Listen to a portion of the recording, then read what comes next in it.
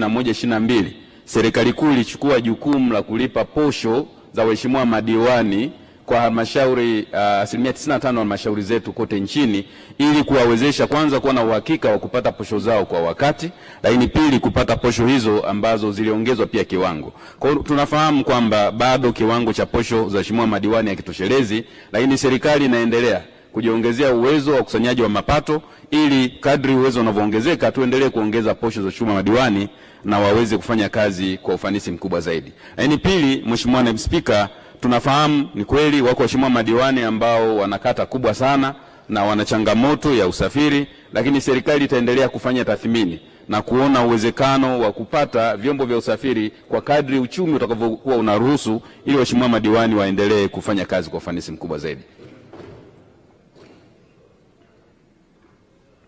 Ejage Mheshimiwa. Asante Mheshimiwa Naibu Spika.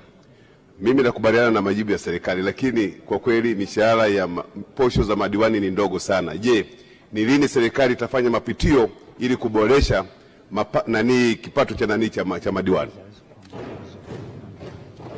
Mheshimiwa Waziri.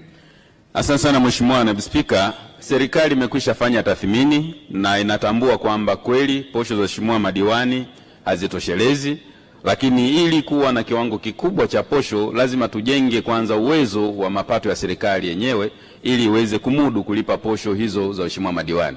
Kwa niomba nitumie nafasi hii kuhakikishia Mheshimiwa mbunge na waheshimiwa madiwani kote nchini kwamba serikali inatambua sana mchango wao katika usimamizi wa shughuli mbalimbali katika halmashauri, na ndio maana imechukua jukumu la kulipa posho katika halmashauri zaidi ya 95 badala ya siku za nyuma ambazo halmashauri zilikuwa hazina uwezo wa kuwalipa hata hizo posho za kila mwezi na kuwezesha waheshimiwa madiwani kufanya kazi vizuri. Lakini kwa kadri serikali itakavyoendelea kujenga uchumi na uwezo wake wa mapato ya ndani, tutaendelea kuona uwezekano wa kuongeza posho za waheshimiwa madiwani.